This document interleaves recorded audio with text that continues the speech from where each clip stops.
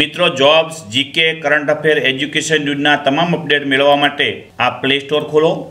Play સ્ટોરમાં જઈ search બોક્સમાં EDUSAFAR લખી સર્ચ કરો. પહેલી જ એપ્લિકેશન આવશે એને આપ ઇન્સ્ટોલ કરો. ઇન્સ્ટોલ કર્યા પછી ઓપન કરો અને એની અંદર તમામ jobs, GK, news, current affairs, video, technology, માધ્યમિક, પ્રાથમિકને લગતું મટીરિયલ આપ મેળવી શકો છો આપના મોબાઈલમાં. નમસ્કાર મિત્રો, હું પરેશ ચાવડા એજ્યુસફરમાં આપનું હાર્દિક સ્વાગત કરું છું. ગુજરાતી સાહિત્યકારો ભાગ 5 અંતર્ગત આજે આપણે વિવિધ પ્રકારના લેખકો અને કવિઓનો પરિચય મેળવશું કે જેના દ્વારા ગુજરાતી સાહિત્ય વધારે સારું બનવા પામ્યું છે. તો ચાલો સૌપ્રથમ શરૂઆત કરીએ શ્રી નરસિંહ કૃષ્ણદાસ મહેતાથી. મિત્રો, આપ જાણતા હશો કે ભક્ત કવિ નરસિંહ મહેતા, જેનો જન્મ આશરે સંવંત 1414 જે અહીંયા લખેલું છે અને સ્થળ ભાવનગર જિલ્લાના તળાજા ગામે. નરસિંહ મહેતાના પિતાનું નામ હતું કૃષ્ણદાસ. આ નામથી મોટાભાગના પરિચિત હોતા નથી. માતાનું નામ દયાકુંવરબા અને તેમના પત્નીનું નામ હતું માણેક. નરસિંહ મહેતાને એક પુત્ર કે જેનું નામ હતું શામળ શાહ અને એક પુત્રી કે જેનું નામ હતું કુંવરબાઈ. નરસિંહ મહેતાના દેહાંતની વાત કરીએ તો તે આશરે સંવંત 1400 અંદર અવસાન પામ્યા હતા. નરસિંહ મહેતાની વિશેષતા જો જોઈએ તો સવારના જે પ્રભાતિયા ગવાય છે તે ખૂબ જ તેના વખણાય છે અને મહાત્મા ગાંધીને પણ તેનું પ્રભાતિયું વૈષ્ણવ જનતો તેને કહીએ એ ખૂબ પ્રિય હતું. નરસિંહ મહેતાના કેટલાક જાણીતા પદો અહીંયા લેવાનો પ્રયાસ કર્યો છે. ખાસ કરીને વૈષ્ણવ જનતો તેને કહીએ, એક એ સુખ દુઃખ મનમાં ન આણીએ, એ એવા વિશેષ પદો છે તેનાથી તે ઘર ઘરમાં ખ્યાતિ પ્રાપ્ત બન્યા છે. નરસિંહ મહેતા દ્વારા ગુજરાતી સાહિત્યને અપાયેલું મહામૂલું ધન જો કહીએ તો એમાં આવશે તેની કૃતિઓ, ખાસ કરીને સુદામા ચરિત્ર, દાણલીલા, હુંડી અને કુંવરબાઈનું મામેરું. આવા સુપ્રસિદ્ધ સાહિત્યના દળદાર ગ્રંથો છે એ નરસિંહ મહેતા દ્વારા આપવામાં આવ્યા છે અને તેનાથી ગુજરાતી સાહિત્ય છે એ વધારે સમૃદ્ધ બનવા પામ્યું છે. વાત કરીએ શ્રી દયારામ પ્રભુરામભાઈ ભટ્ટની. તેઓનો જન્મ સંવંત 1833 થયેલો અને સ્થળ હતું ડભોઈ. તેમના વતનની વાત કરીએ દયારામ પ્રભુરામભાઈ ભટ્ટના વતનની તો તેઓ ચાંદોદના વતની હતા. દયારામના પિતાનું નામ પ્રભુરામભાઈ હતું અને માતાનું નામ મહાલક્ષ્મીબેન હતું. દયારામ છે એ ગુજરાતી સાહિત્યમાં ગરબી માટે વિશેષ રીતે જાણીતા છે. તેઓનું અવસાન એટલે કે દેહાંત સંવંત 1909 અંદર થયેલું. તેઓની વિશેષતા જોઈએ તો તેઓ આશરે 12 જેટલી ભાષાઓ છે એનું જ્ઞાન ધરાવતા હતા. તેમની મહત્ત્વની રચનાઓની વાત કરીએ તો ગિરધર પ્રાણ તેમની રચના કચ્છી ભાષામાં રચાયેલી છે.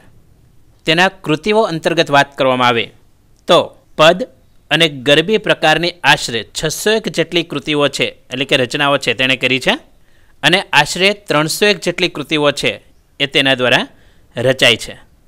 તો આમ ગુજરાતી સાહિત્યને વધારે સારું પ્રદાન છે એ શ્રી દયારામ પ્રભુરામભાઈ ભટ્ટ દ્વારા આપવામાં આવેલું છે. વાત કરીએ અખા ભગતની તો સમગ્ર ગુજરાતનો ખૂણે ખૂણો અખા ભગતથી વાકેફ હશે.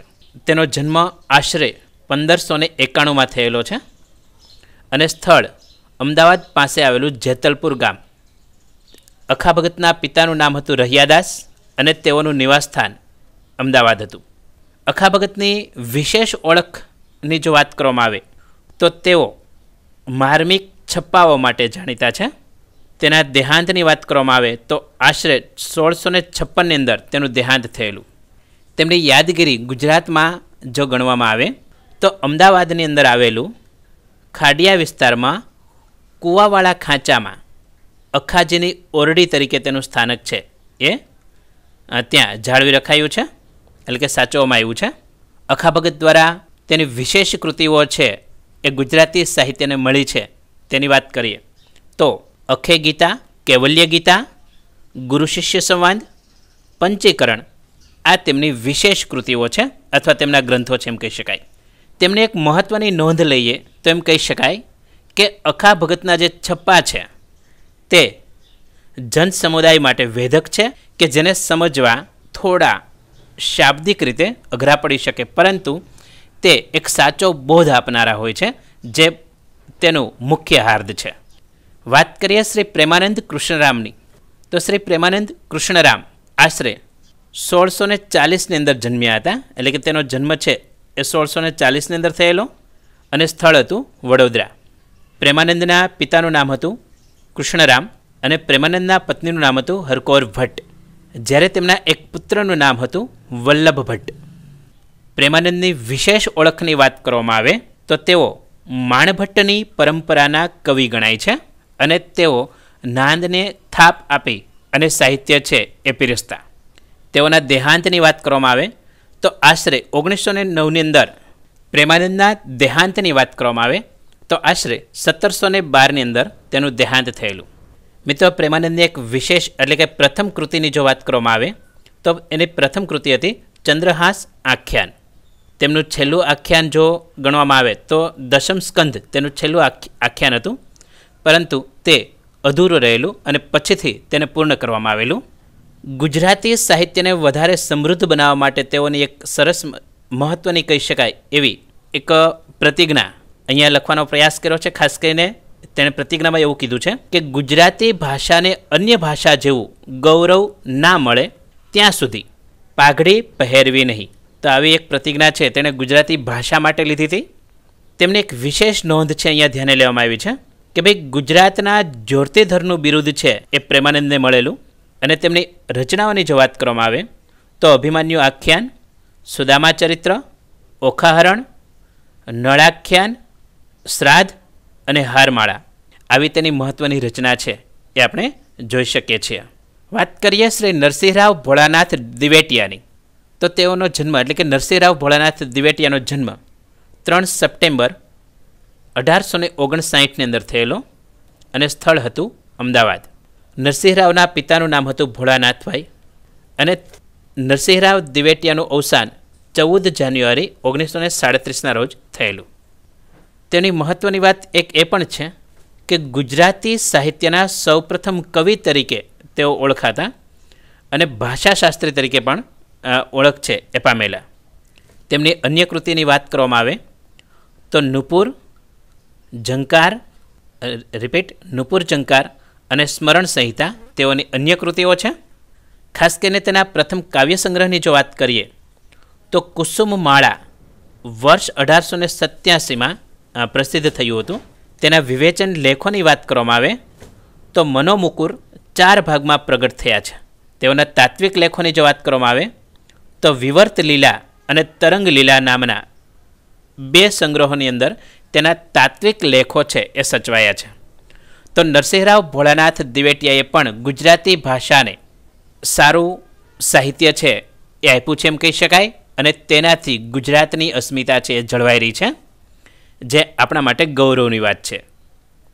વાત કરીએ બળવંતરાય કલ્યાણરાય ઠાકોરની, તો જેને બ.ક. ઠાકોર તરીકે ઓળખાય છે.